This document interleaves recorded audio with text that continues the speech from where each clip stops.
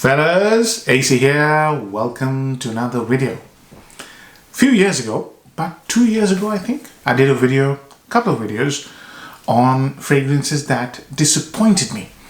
And those two became very, very popular, and it's been ages since I've done anything like this. And you would have seen my reviews. I normally don't tend to do any negative reviews because, I'm that kind of a person. I don't really like talking down fragrances. It's just not my nature. I mostly focus my energies on positive stuff. But I thought I'll do a video on disappointing fragrances.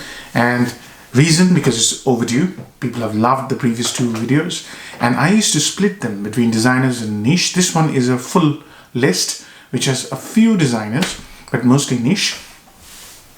And the reason is because I test more niche fragrances. But one or two things first. There could be fragrances in this list that you like.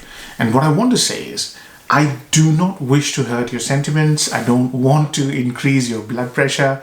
It's just my views, because I test many fragrances in a month. You would be surprised at the number. Huge list. And I just want to make sure that you benefit from the fragrances that didn't impress me. And then many more. But these are the 10 which absolutely always disappoint me. And as I said, this is just a bit of fun. The intention is not to hurt your sentiments. So don't take it seriously. Don't get annoyed. There could be fragrances here that you really like. So let me start the lists. Number one on my list is from a house that creates amazing fragrances, and most of their fragrances have stupendous performance, heavy performance. This one, every time I test it, it makes me want to throw up. There's something in this fragrance that completely disagrees with me, and I'm not joking. It makes me feel as if I'm going to throw up. I'm going to be sick physically. So this fragrance is called Greese for Noten by Frederic. Frederic creates amazing fragrances. Most of the fragrances are outstanding in quality, but this fragrance, I don't know, something wrong with this fragrance as far as I'm concerned. So this is a sandalwood and leather fragrance with a floral, spicy aspect, very creamy as well. So when you first spray it, it smells like a very creamy version of lidge. It has that smell, lidge-like smell. It's very creamy, and about in 15 or 20 minutes it starts to really react with my skin and my sense of smell, and just starts nauseating me, and it becomes stronger and stronger and stronger and stronger. And then comes this leather in the base, which is quite bitter. I think it's isobutyl quinoline, and it is combined with some sort of a creamy sweetness to it, and that's when it really becomes unbearable. And it is so strong that even if you want to wash it off your hands, you'll have a hard time. If you like this fragrance, as I said, absolutely go for it.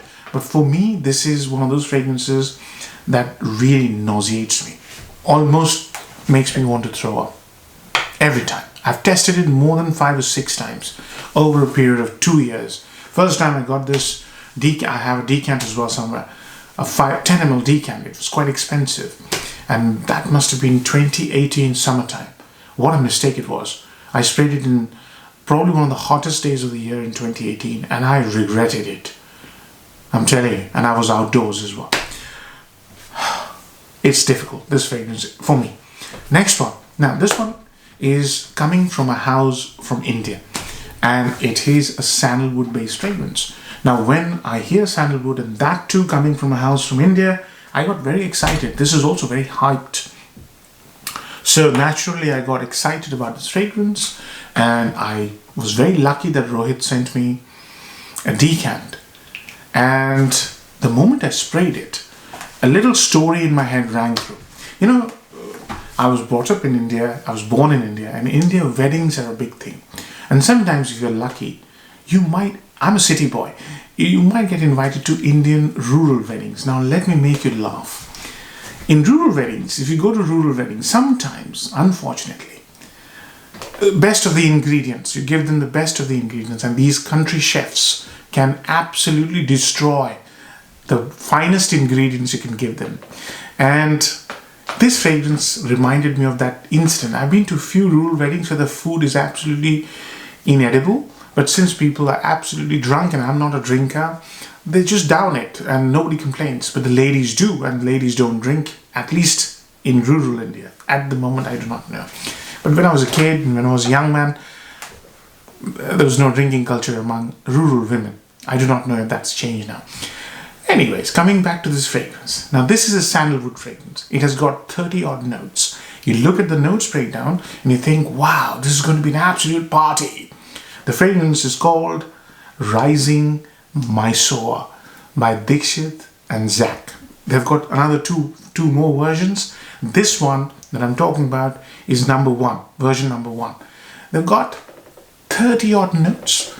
And when you smell it, when you try and understand this fragrance, you will be like, it's like walking into a maze and getting the sense confused out of you. How can somebody make a sandalwood fragrance smell bad?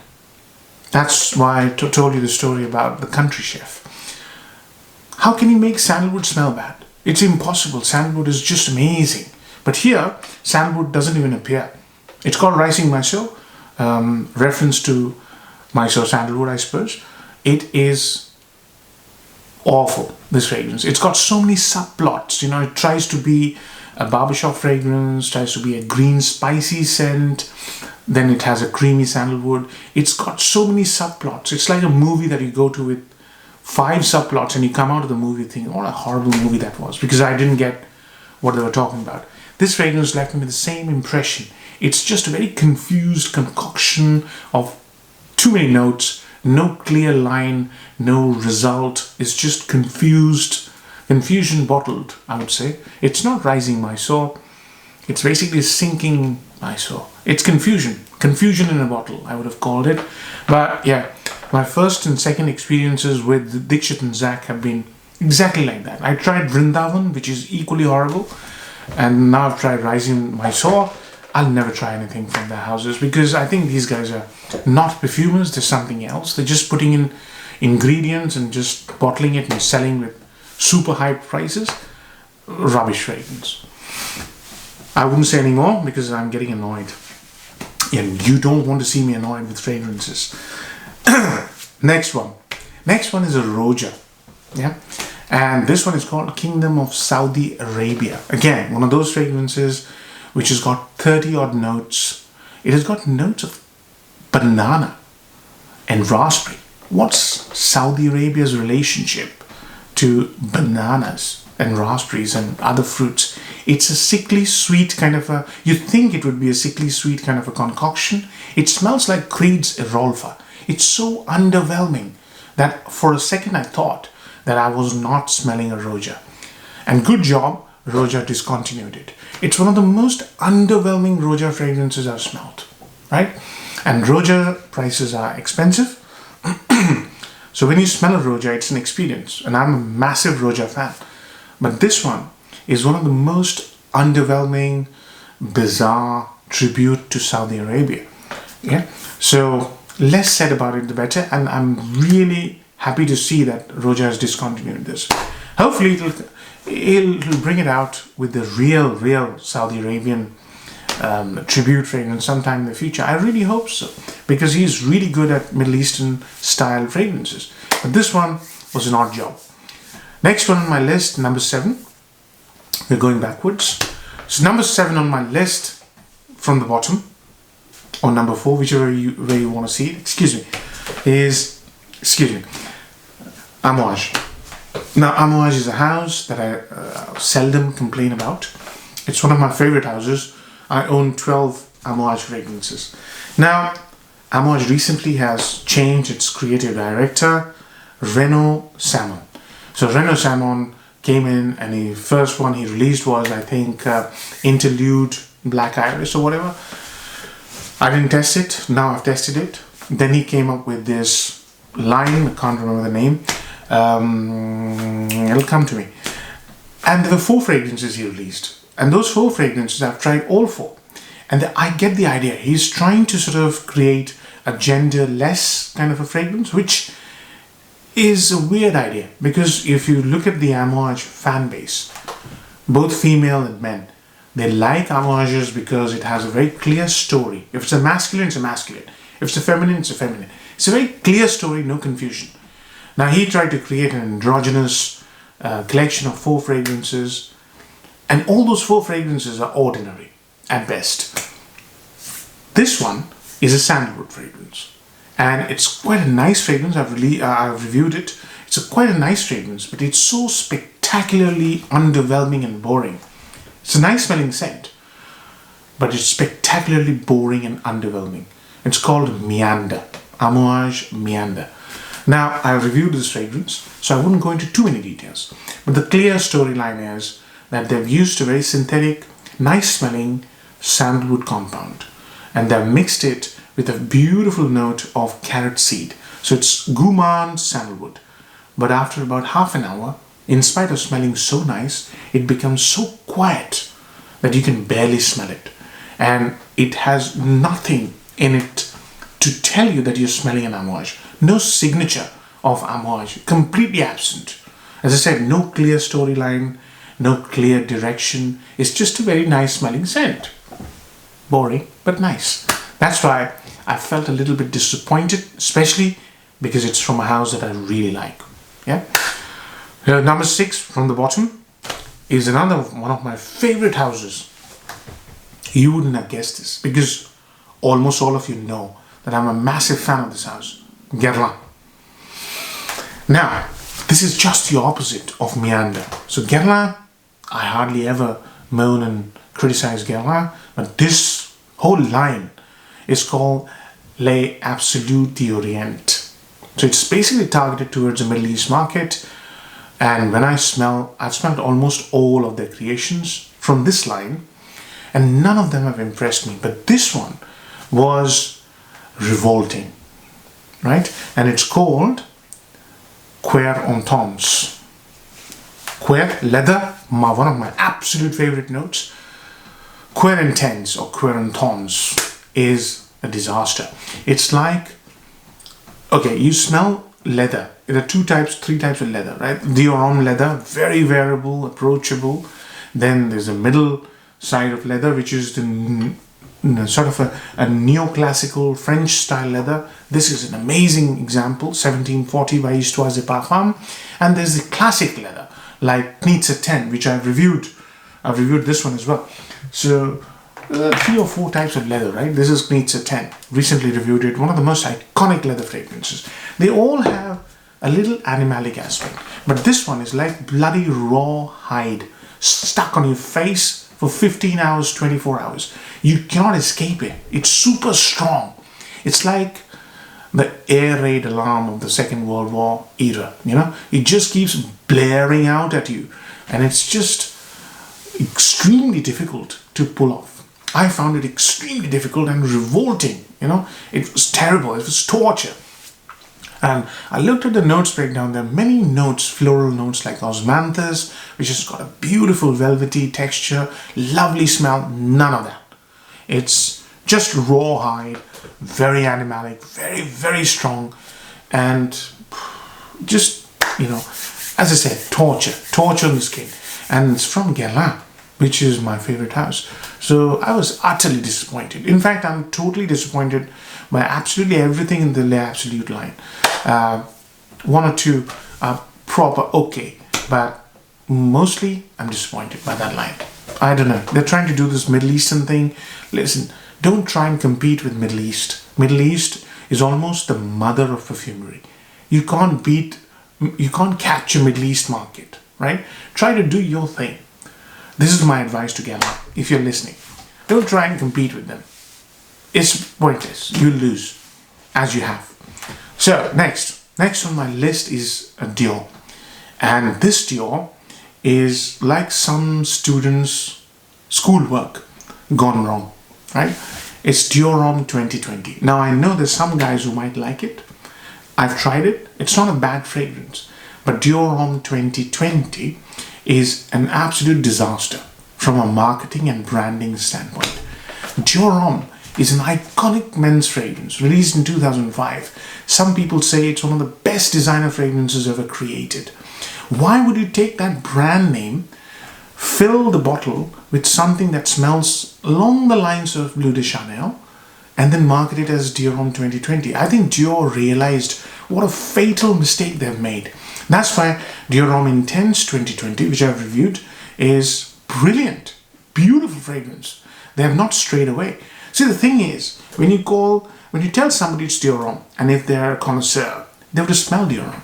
So why would you make a fragrance smell completely different and call it with an iconic name? It's like, I don't know, Porsche 911, whatever, and give them Ford Escort. I think people will be extremely annoyed at it. And that's what happened. There was so much anger in the Fratcom when Dior Homme 2020 was released.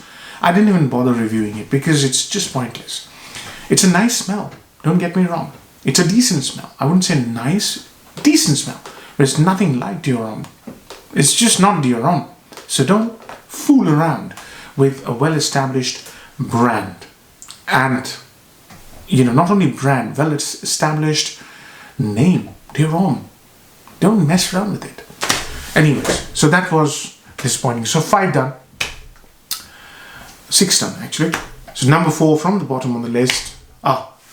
Much anticipated Hermes release of 2021. Me and Dan reviewed this. We absolutely skinned this fragrance. Hermes H24. See, this is the thing with Christine Nagel. I really liked when she did Terre d'Hermes Eau Intense Vetiver. She's just come over, and obviously Jean-Claude Elena has left, which is great. But I think Christine Nagel tried to be too smart with this one, right? First of all, if you look at the branding, it calls itself high-tech fougère. Fougère is a fragrance category, right? Why are you calling it high-tech? So that's sort of, to me at least, it appeared to be somebody trying to be over smart, high-tech fougère. Leave it. Fougère has been done before. Fougère is one of the most amazing fragrance categories, family, and there's some stalwart fragrances in fougère category. Just be humble and try to do your thing. Don't try to be too smart. And that's what I think she tried to do, and it really annoyed me, especially when I smelt it. So initial 5-10 minutes, she's trying to create a photorealistic impression of her childhood experience of visiting her grandmother, who used to be a tailor. And she's trying to create this sensation of steam iron over wool, because that's a memory from her childhood. And she's done it, absolutely. But then the fragrance, when it dries down, it becomes spectacularly ordinary.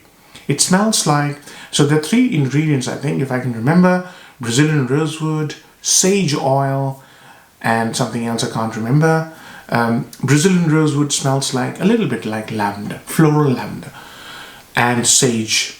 This fragrance just is dominated by green, sweet smelling sage oil, literally. And you think to yourself, all this drama, all this hoo-ha about H24, and all it is like, what a seriously disappointing fragrance this is. I honestly was the most disappointed because I was looking forward to Christine Nagel creating something amazing. She's created a complete dud.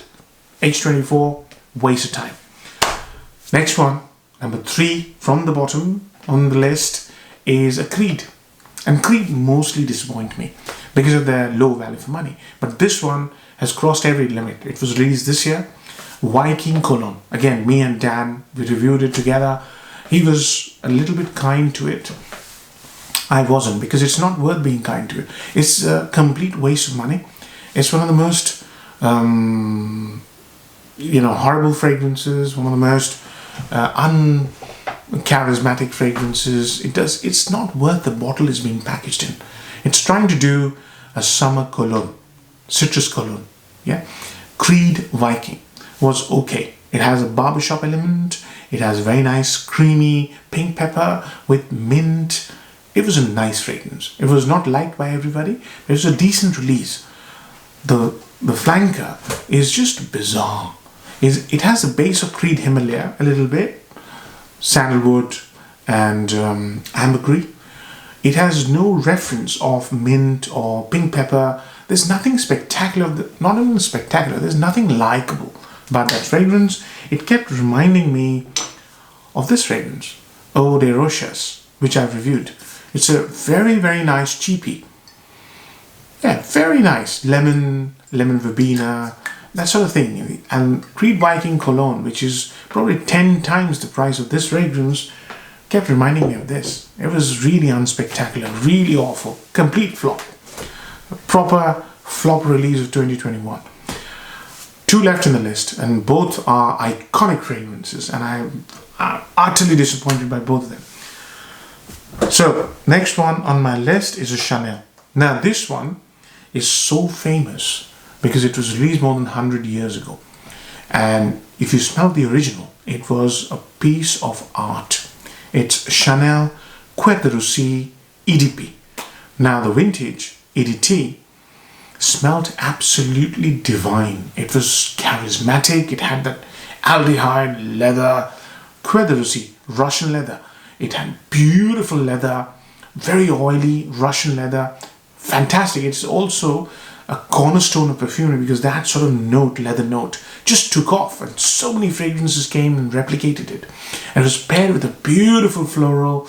It was an amazing fragrance. It has fantastic orange blossom, tobacco. It was an iconic fragrance. The current EDP, part of the Chanel less exclusive line, is, I don't know, it's just bottled water. There is nothing to this fragrance. It's just so mild. It disappears from your skin in about 45 to 50 minutes, 1 hour max. It has this sweet, gourmandy, bitter, isobutyl quinoline smell paired with some ylang-ylang, I think. It's a nothing fragrance. The EDP is so utterly disappointing. It'll make you sort of slap yourself. Why did I spend so much money buying Cuir de Russie EDP? It's just a disaster. And looking at how iconic Cuir de Russie vintage is, the current EDP is complete shambles.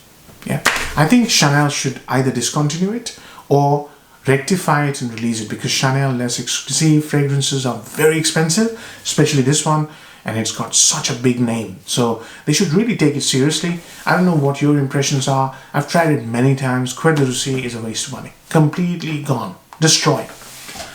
Now, number 1. When I reviewed it, a lot of people got butthurt. As I said, my interest, my intention is not to hurt you. So be careful. This one is an Andy Tar. One of the most hyped fragrances, Lair du Desert Marocain. This fragrance on my skin is an utter disaster. So much so that subsequently I've tried many Andy Tar fragrances, and that first impression has sort of seeped into the other fragrances. But this one, Lair du Desert Marocain, this is one of the most hyped fragrances in the Fragcom. It is supposed to be a spicy amber, right? When I first sprayed it on my skin, it was an odd combination of spices and some sweet syrup. And I thought to myself, this cannot be right. So I waited, it dried down, and then it had this synthetic amber, which has been used in Grand Soir. So synthetic molecule. It doesn't have the whole experience of amber. And I thought to myself, is this what people have been hyping? I tried it again in a different season, and the result was the same. And I can see what he was trying to do. I'll show it to you later on. But this fragrance was so disappointing and so underwhelming. In fact, I was utterly disappointed and annoyed as to why this fragrance is hyped. So obviously, it behaves differently on different skin, I think. I understand. You know, for me, spices are the essence of life. I cook every day, fresh, and I cook my food with amazing spices. But when I smell spices and fragrances, I want it to be blended. I don't want to smell like I've sprayed spices on me and I'm just walking around. And that sweet syrupy smell, it just doesn't work for me. And judging by the comments on my review, I think 50% of the people have found it revolting, doesn't work on them, and 50% of the people have found it to work on them. So it could be one of those things, skin chemistry. But this is number one on my list. I can see what he was trying to do. This is spicy amber done properly. This is amber done in Oriental style, Serge Luton's Ombre Sultan. This is how you do spicy amber, right? And the amber here smells exactly like amber Greese should smell. Beautiful scent. This is an iconic fragrance. I'll review it this autumn. But having smelled a spicy Oriental amber, when I smelled Lair du Desert Marocain, I was completely disgusted. As I said, I smell like spice cabinet. I don't want to smell like that. So those are the 10 disappointing experiences I've had, and I would love to know from you which ones you agree with, which ones you disagree with. And obviously, if you want to point me towards other disappointing fragrances, please do, because it would be lovely to know your experiences as well. Hope you enjoy the video. Take care. Bye-bye.